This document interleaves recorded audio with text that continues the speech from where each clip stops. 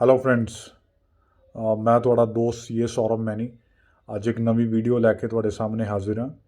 ਔਰ ਅੱਜ ਦਾ ਜਿਹੜਾ ਟੌਪਿਕ ਮੈਂ ਚੂਜ਼ ਕੀਤਾ ਉਹ ਹੈ ਜੀ ਸਿਬਲ। ਸਿਬਲ ਮੇਰੇ ਖਿਆਲ 'ਚ ਇੱਕ ਐਸਾ ਟੌਪਿਕ ਹੈ ਜਿਹੜਾ ਆਪਣੇ ਸਾਰਿਆਂ ਦੇ ਲਈ ਕਾਫੀ ਇੰਪੋਰਟੈਂਟ ਹੈ।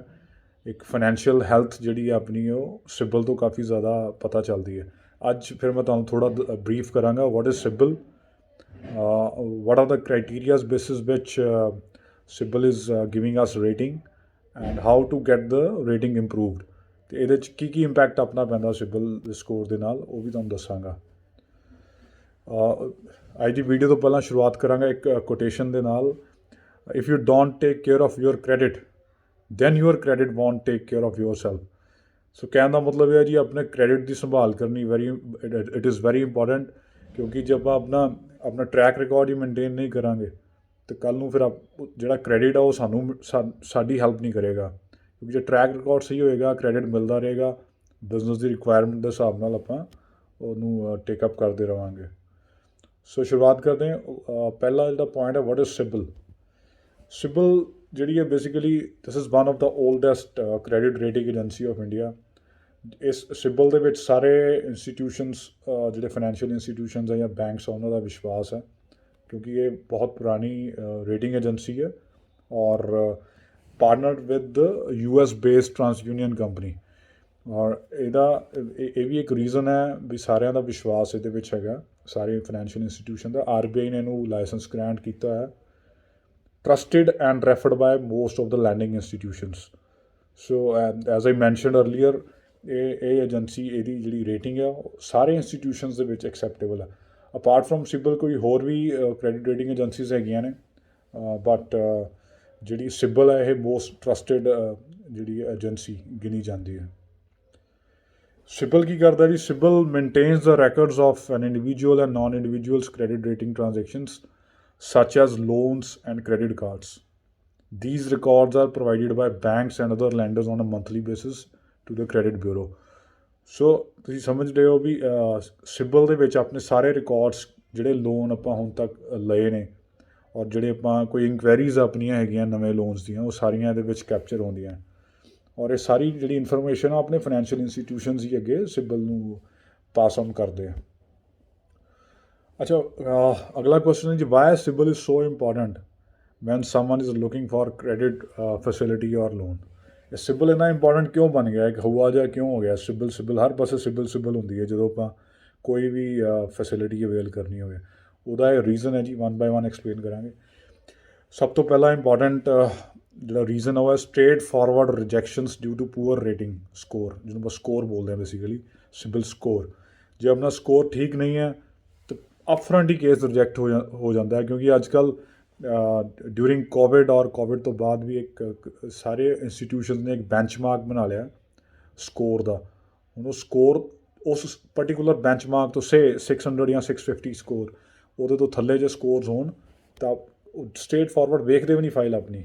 ਤਾਂ ਮਤਲਬ ਇੱਥੋਂ ਪਤਾ ਲੱਗਦਾ ਵੀ ਇਹਦੀ ਇੰਪੋਰਟੈਂਸ ਕਿੰਨੀ ਜ਼ਿਆਦਾ ਹੋਈ ਹੈ ਜੀ। ਅੱਜ 80% higher chances of approval of credit facilities with good CIBIL score.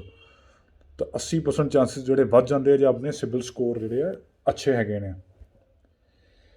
Works like a janam patri as it includes history of all credit facilities availed so far with repayment behaviour. ਜਿਵੇਂ ਆਪਣੀ ਜਨਮ ਪੱਤਰੀ ਹੈ ਜੀ, ਪੜ੍ਹੀ ਜਾਂਦੀ ਹੈ, ਜਿਹਦੇ ਵਿੱਚ ਸਾਰੀ ਡਿਟੇਲਸ ਮੈਨਸ਼ਨ ਹੁੰਦੀਆਂ ਆਪਣੇ ਜੀਵਨ ਦੇ ਬਾਰੇ। ਸਿਮਿਲਰਲੀ ਸਿਬਲ ਦੇ ਵਿੱਚ ਆਪਣੀ ਜੋ ਆਪਾਂ ਫਾਈਨੈਂਸ਼ੀਅਲ ਇੰਸਟੀਟਿਊਸ਼ਨਸ ਤੋਂ ਫੈਸਿਲਿਟੀਜ਼ ਅਵੇਲ ਕੀਤੀਆਂ, ਉਹਦੀ ਡਿਟੇਲਸ ਜਿਹੜੀ ਆ ਸਾਰੀ ਇਹਦੇ ਵਿੱਚ ਮੈਨਸ਼ਨ ਹੁੰਦੀ ਹੈ। ਔਰ ਇਹਦੇ ਬੇਸ 'ਤੇ ਉਹਦਾ ਰੀਪੇਮੈਂਟ ਬਿਹੇਵੀਅਰ ਕਿਵੇਂ ਰਿਹਾ ਪਾਸਟ ਦਾ, ਅੱਜ ਦੀ ਡੇਟ 'ਚ ਕਿਵੇਂ ਹੈ ਬਿਹੇਵੀਅਰ, ਔਰ ਆਉਣ ਵਾਲੇ ਟਾਈਮ ਜਿਹੜੀਆਂ ਆਉਣ ਵਾਲਾ ਟਾਈਮ ਤਾਂ ਨਹੀਂ, ਜਿਹੜੀਆਂ ਸਿਬਲ ਦੀਆਂ ਇਨਕੁਆਇਰੀਜ਼ ਆਪਣੀ ਲੇਟੈਸਟ ਚੱਲ ਰਹੀਆਂ ਉਹ ਵੀ ਸਾਰੀ ਡਿਟੇਲ ਸਿਬਲ ਤੋਂ ਪਤਾ ਚੱਲ ਜਾਂਦੀ ਹੈ। ਵਿਚ ਆਲ ਡਿਟੇਲਸ ਆਰ ਇਨਕਲੂਡਿਡ ਇਨ ਦਾ ਰਿਪੋਰਟ। ਸਿਬਲ ਰਿਪੋਰਟ ਦੇ ਵਿੱਚ ਆਪਾਂ ਨੂੰ ਕੀ ਮਿਲਦਾ ਜੀ? ਆਪਣੀ ਸਾਰੀ ਬੇਸਿਕ ਇਨਫੋਰਮੇਸ਼ਨ ਜਿਹੜੀ ਹੈ, ਆਪਣਾ ਨਾਮ, ਪੈਨ, ਆਧਾਰ, KYC ਡਿਟੇਲਸ ਜਿਹੜੀਆਂ ਆਪਾਂ ਕਹਿੰਦੇ ਹਾਂ, ਉਹ ਸਾਰੀਆਂ ਇਹਦੇ ਵਿੱਚ ਅਵੇਲੇਬਲ ਹੁੰਦੀਆਂ। Contact numbers as updated with CIBIL, ਜਿਹੜੇ ਆਪਣੇ ਮੋਬਾਈਲ ਨੰਬਰਸ ਆ ਉਹ ਵੀ ਸਿਬਲ ਦੇ ਵਿੱਚ ਰਿਪੋਰਟ ਕਰਦੇ ਆ। ਇੰਪਲੋਇਮੈਂਟ ਡਿਟੇਲਸ, ਜੇ ਆਪਾਂ ਇੰਪਲੋਈ ਹਾਂ ਤਾਂ ਆਪਣੀ ਇੰਪਲੋਇਮੈਂਟ ਡਿਟੇਲਸ ਜਿਹੜੀਆਂ ਉਹ ਮੈਨਸ਼ਨ ਹੁੰਦੀਆਂ। ਈਵਨ ਇੰਪਲੋਇਰ ਦੇ ਨਾਮ ਵੀ ਮੈਨਸ਼ਨ ਹੁੰਦੇ, ਸ਼ਾਇਦ ਇਹ ਨਾ ਪਤਾ ਹੋਵੇ ਕਿਸੇ ਨੂੰ। ਉੱਥੋਂ ਸਾਰੀ ਡਿਟੇਲਸ ਜਿਹੜੀਆਂ ਫਿਲ ਹੁੰਦੀਆਂ। ਜਦੋਂ ਵੀ ਕੋਈ ਇੰਸਟੀਟਿਊਸ਼ਨ ਇਨਕੁਆਇਰੀ ਕਰਦਾ ਵਿਦ ਆਲ ਡਿਟੇਲਸ, ਉਹ ਸਾਰੀਆਂ ਜਿਹੜੀ ਡਿਟੇਲ ਸਿਬਲ 'ਚ ਪੰਚ ਹੁੰਦੀਆਂ ਉਹ ਰਿਫਲੈਕਟ ਕਰਦੀਆਂ ਸਿਬਲ ਦੇ ਵਿੱਚ। Facilities availed like credit card loans, ਉਹ ਸਾਰੀ ਡਿਟੇਲਸ ਇਹਦੇ ਵਿੱਚ ਅਵੇਲੇਬਲ ਰਹਿਣਗੀਆਂ ਜੀ। ਕਦੋਂ ਆਪਾਂ ਲੋਨ ਲਿਆ, ਕਦੋਂ ਸਟਾਰਟ ਹੋਈ ਹੈ ਉਹ ਪਰਟੀਕੂਲਰ ਫੈਸਿਲਿਟੀ, ਓਪਨ ਡੇਟ, ਉਹਦਾ ਟੋਟਲ ਲੋਨ ਅਮਾਊਂਟ ਕਿੰਨਾ, ਕਰੰਟ ਬੈਲੈਂਸ ਜਿਹੜਾ ਆਊਟਸਟੈਂਡਿੰਗ ਹੈ ਉਹ ਕਿੰਨਾ, ਔਰ ਕਿੰਨੀਆਂ ਡੇਜ਼ ਪਾਸ ਡਿਊਜ਼, ਮਤਲਬ ਕਿੰਨੀ ਆਪਾਂ ਉਹਦੇ ਵਿੱਚ ਜਿਹੜੀ ਰੀਪੇਮੈਂਟ ਬਿਹੇਵੀਅਰ ਹੈ ਉਹ ਆਪਣੀ ਰੈਗੂਲਰ ਹੈ ਜਾਂ ਡਿਲੇ ਹੈ। ਡੇਜ਼ ਪਾਸ ਡਿਊ ਦਾ ਮਤਲਬ ਇਹ ਹੈ ਵੀ ਡਿਊ ਡੇਟ ਤੋਂ ਆਪਾਂ ਕਿੰਨੇ ਦਿਨ ਬਾਅਦ EMI ਸਰਵ ਕਰ ਰਹੇ ਹਾਂ, ਉਹ ਵੀ ਡਿਟੇਲਸ ਇਹਦੇ ਵਿੱਚ ਮੈਂਸ਼ਨ ਹੁੰਦੀਆਂ। ਔਰ ਇਨਕੁਆਇਰੀਜ਼ ਡਿਟੇਲਸ ਵੀ ਆਪਾਂ ਜਿੱਥੇ ਕਰੰਟਲੀ ਜਿੱਥੇ ਵੀ ਲੋਨ ਅਪਲਾਈ ਕੀਤਾ ਜਾਂ ਕੋਈ ਹੋਰ ਫੈਸਿਲਿਟੀ, ਕ੍ਰੈਡਿਟ ਕਾਰਡ ਫੈਸਿਲਿਟੀ ਜਾਂ ਜੋ ਵੀ ਵਰਕਿੰਗ ਕੈਪੀਟਲ ਵਟਐਵਰ, ਉਹ ਸਾਰੀਆਂ ਇਨਕੁਆਇਰੀਜ਼ ਵੀ ਜਿਹੜੀਆਂ ਲੇਟੈਸਟ ਰਨਿੰਗ ਇਨਕੁਆਇਰੀਜ਼ ਵੀ ਸਿਬਲ ਦੇ ਵਿੱਚੋਂ ਮਿਲਦੀਆਂ। ਉੱਥੋਂ ਪਤਾ ਲੱਗ ਜਾਂਦਾ ਵੀ ਬੰਦਾ ਕਿੱਥੇ ਕਿੱਥੇ ਅਪਲਾਈ ਕਰ ਰਿਹਾ ਔਰ ਇਹਦੀ ਰਿਕੁਆਇਰਮੈਂਟ ਕਿਸ ਤਰ੍ਹਾਂ ਦੀ ਹੈ। ਸਿਬਲ ਸਕੋਰ ਕੀ ਹੈ ਜੀ ਔਰ ਇਹਦੀ ਰੇਂਜ ਕੀ ਹੈ। ਸਿਬਲ ਸਕੋਰ ਨੂੰ ਆਪਾਂ ਬਾਈਫਰਕੇਟ ਕਰ ਸਕਦੇ ਹਾਂ ਜੀ। ਪਹਿਲਾਂ ਤਾਂ ਸਿਬਲ ਸਕੋਰ ਬਾਰੇ ਥੋੜ੍ਹਾ ਦੱਸ ਦਿੰਦਾ। It is a 3 digit numeric summary of credit history derived by using details found in the accounts and inquiry sections on civil report। 3 digit number ਹੁੰਦਾ ਜੀ, ਸਟਾਰਟਿੰਗ ਫਰੋਮ -10 ਤੋਂ ਕਹਿ ਸਕਦੇ ਹਾਂ 300 ਤੋਂ 900 ਤੱਕ ਸਕੋਰ ਹੁੰਦੇ ਨੇ, ਔਰ -1 ਸਕੋਰ ਵੀ ਜਿਹੜਾ ਉਹ ਵੀ ਦਿੱਤਾ ਜਾਂਦਾ ਜਿਹਦਾ ਕੋਈ ਰਿਕਾਰਡ ਨਹੀਂ ਹੁੰਦਾ ਸਿਬਲ ਦੇ ਵਿੱਚ, ਹਿਸਟਰੀ ਜਿਹਦੀ ਨਹੀਂ ਹੈਗੀ ਉਹਨੂੰ -1 ਸਕੋਰ ਵੀ ਦਿੱਤਾ ਜਾਂਦਾ। ਸੋ 300 to 900 ਦੀ ਜਿਹੜੀ ਰੇਟਿੰਗ ਹੈ ਉਹਦੇ ਵਿੱਚੋਂ 900 ਇਜ਼ ਦਾ ਬੈਸਟ। ਜਿਵੇਂ ਮੈਂ ਛੋਟਾ ਜਿਹਾ ਇੱਥੇ ਮੀਟਰ ਜਿਹਾ ਮੈਂਸ਼ਨ ਕੀਤਾ ਜਿੱਥੋਂ ਕਲੀਅਰ ਹੁੰਦਾ ਵੀ ਜਿਹਦਾ CIBIL score between 650 to 700 is considered as good, and above 750 to 800 up to 800 is considered as excellent। ਉਸ ਤੋਂ ਥੱਲੇ ਐਵਰੇਜ ਤੇ ਪੂਅਰ ਜਿਹੜਾ ਉਹ ਕੰਸੀਡਰ ਕੀਤਾ ਜਾਂਦਾ। ਸਿਬਲ ਸਕੋਰ ਕਿਤੇ ਡਿਪੈਂਡ ਕਰਦਾ, ਇਹਦੇ ਵਿੱਚ ਦੇਰ ਆਰ ਮਲਟੀਪਲ ਪੈਰਾਮੀਟਰਸ। ਉਹਦੇ ਵਿੱਚ loan repayment behaviour, length of credit history ਕੀ ਹੈ, ਕ੍ਰੈਡਿਟ ਮਿਕਸ ਕੀ ਹੈ, ਉਹਦਾ ਯੂਟੀਲਾਈਜੇਸ਼ਨ ਕੀ ਹੈ, ਸਾਰੀਆਂ ਚੀਜ਼ਾਂ ਜਿਹੜੀਆਂ ਉਹਦੇ 'ਤੇ ਡਿਪੈਂਡ ਕਰਦਾ। ਕੋਈ ਇੱਕ ਪਰਟੀਕੂਲਰ ਇਹ ਨਹੀਂ ਵੀ ਤੁਹਾਡਾ ਇੱਕ ਲੋਨ ਖਰਾਬ ਆ ਉਹਦੇ 'ਤੇ ਹੀ ਸਿਬਲ ਸਾਰਾ ਡਿਪੈਂਡ ਕਰੇਗਾ, ਜਾਂ ਤੁਹਾਡੇ ਬਾਕੀ ਸਾਰੇ ਲੋਨ ਸਹੀ ਚੱਲ ਰਹੇ ਉਹਦੇ ਨਾਲ ਸਿਬਲ ਅੱਛਾ ਹੋਏਗਾ। ਇਹ ਓਵਰਆਲ ਕ੍ਰਾਈਟੀਰੀਆਜ਼ ਨੇ। ਕੋਈ ਲੇਟੈਸਟ ਇੰਕੁਆਇਰੀਜ਼ ਕਿੰਨੀਆਂ, ਫੈਸਿਲਿਟੀਜ਼ ਕਿੰਨੀਆਂ ਅਵੇਲ ਕੀਤੀਆਂ, ਮਤਲਬ ਜਿਵੇਂ ਇਕੱਲੇ ਲੈਬ ਸਿਕਿਉਰਡ ਲੋਨਸ ਤਾਂ ਨਹੀਂ ਆਪਾਂ ਅਵੇਲ ਕੀਤੇ ਹੋਏ, ਮਤਲਬ ਇੱਕੋ ਹੀ ਪਾਸੇ ਤੁਰੇ ਹਾਂ, ਜਾਂ ਫਿਰ ਆਪਾਂ ਕ੍ਰੈਡਿਟ ਕਾਰਡਸ ਬਹੁਤ ਜ਼ਿਆਦਾ ਅਵੇਲ ਕੀਤੇ ਆ। ਇਹ ਸਾਰੇ ਨੈਗੇਟਿਵ ਪੁਆਇੰਟਸ ਦੇ ਵਿੱਚ ਕੰਸੀਡਰ ਕੀਤਾ ਜਾਂਦਾ। ਜਿਹੜਾ balanced mix of different facilities ਆ ਉਹਨੂੰ ਅੱਛਾ ਕੰਸੀਡਰ ਕੀਤਾ ਜਾਂਦਾ। CIBIL score is nothing to do with your income, bank balance or saving. ਇੱਥੇ ਇੱਕ ਪ੍ਰਜ਼ੰਪਸ਼ਨ ਕਹਿ ਲਓ ਹੈਗੀ ਹੈ ਵੀ ਸ਼ਾਇਦ ਸਿਬਲ ਜਿਹੜਾ ਵਾ ਆਪਣੀ ਇਨਕਮ ਔਰ ਆਪਣੇ ਬੈਂਕ ਬੈਲੈਂਸਿਸ ਦੇ ਨਾਲ ਵੀ ਇੰਪਰੂਵ ਹੁੰਦਾ। ਇੱਦਾਂ ਦਾ ਕੁਛ ਨਹੀਂ ਹੈ। ਸਿਬਲ ਸਕੋਰ ਜਿਹੜਾ ਪਿਓਰਲੀ ਤੁਹਾਡੀ repayment behaviour, the facilities which you have availed, ਔਰ ਤੁਹਾਡੀ ਇਨਕੁਆਇਰੀਜ਼ ਜਿਹੜੀਆਂ ਲੇਟੈਸਟ ਰਨਿੰਗ ਇਨਕੁਆਇਰੀਜ਼ ਹੈਗੀਆਂ, ਔਰ ਮਤਲਬ these are the basic different criterias ਜਿਹਦੇ ਬੇਸ 'ਤੇ ਸਿਬਲ ਡਿਪੈਂਡ ਕਰਦਾ। It has nothing to do with your income. How to improve your score well, ਕਿਵੇਂ ਆਪਾਂ ਆਪਣਾ ਸਿਬਲ ਸਕੋਰ ਜਿਹੜਾ ਇੰਪਰੂਵ ਕਰ ਸਕਦੇ ਹਾਂ, ਜੇ ਟਿਪਸ ਦੇਵਾਂਗਾ ਜੀ। Always make regular payment of loans and credit cards. ਕਹਿਣ ਦੀ ਗੱਲ ਨਹੀਂ ਹੈ ਜੀ, ਜਿਹੜੇ ਆਪਣੀ ਰੀਪੇਮੈਂਟਸ ਆ ਆਪਣਾ ਉਹ ਮੈਟਰ ਕਰਦੀਆਂ ਬਹੁਤ, ਔਰ ਇੱਕ ਅੱਛਾ ਬਿਹੇਵੀਅਰ ਜਿਹੜਾ ਉਹ ਬਹੁਤ ਮੈਟਰ ਕਰਦਾ। ਆਪਾਂ ਇੱਕ ਡਿਸਿਪਲਿਨ ਜਿਹੜੀ ਆ ਉਹ ਬਣਾ ਕੇ ਚੱਲਣਾ, ਚਾਹੇ ਉਹ ਕ੍ਰੈਡਿਟ ਕਾਰਡਸ ਆ ਜਾਂ ਫਿਰ ਲੋਨਸ ਦੀ ਜਿਹੜੀ ਰੀਪੇਮੈਂਟਸ ਹੈਗੀ ਹੈ। ਕਈ ਵਾਰੀ ਕੀ ਹੁੰਦਾ ਆਪਾਂ ਗਰੰਟੀਜ਼ ਵਗੈਰਾ ਦੇ ਦਿੰਦੇ ਹਾਂ।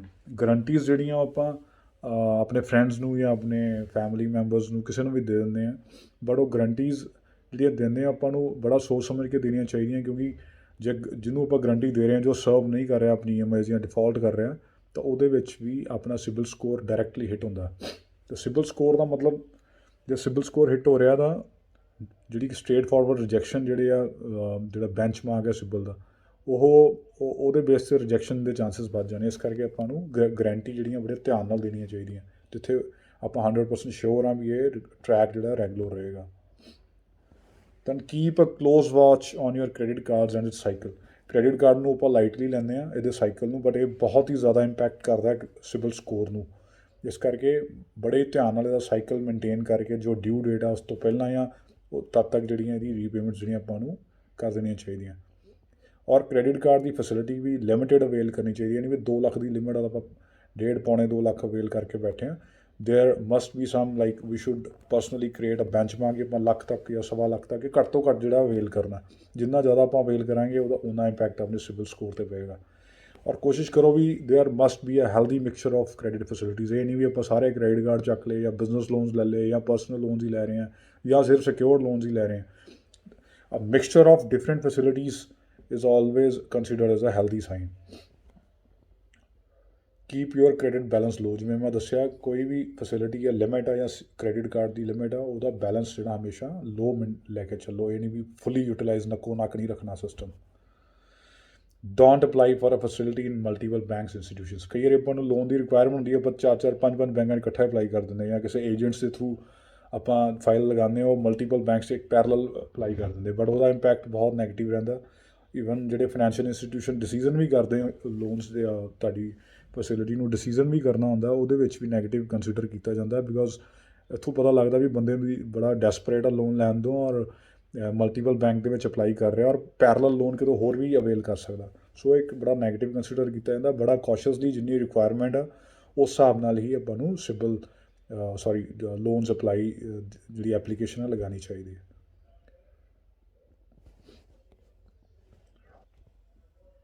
ਸੋ ਫਰੈਂਡਸ, ਅਜ਼ਿਊਮ ਕਰਦਾ ਵੀ ਇਹ ਤੁਹਾਨੂੰ ਇਹ ਜਿਹੜੀ ਇਹ ਬਰੀਫ ਜਿਹੜੀ ਮੈਂ ਡਿਸਕ੍ਰਿਪਸ਼ਨ ਜਿਹੜੀ ਦੱਸੀ ਹੈ ਸਿਬਲ ਦੀ, ਉਹ ਤੁਹਾਡੇ ਕੰਮ ਆਏਗੀ ਔਰ ਤੁਸੀਂ ਆਪਣਾ ਸਿਬਲ ਸਕੋਰ ਜਿਹੜਾ ਉਹ ਇੰਪਰੂਵ ਕਰ ਸਕੋਗੇ। Thank you very much.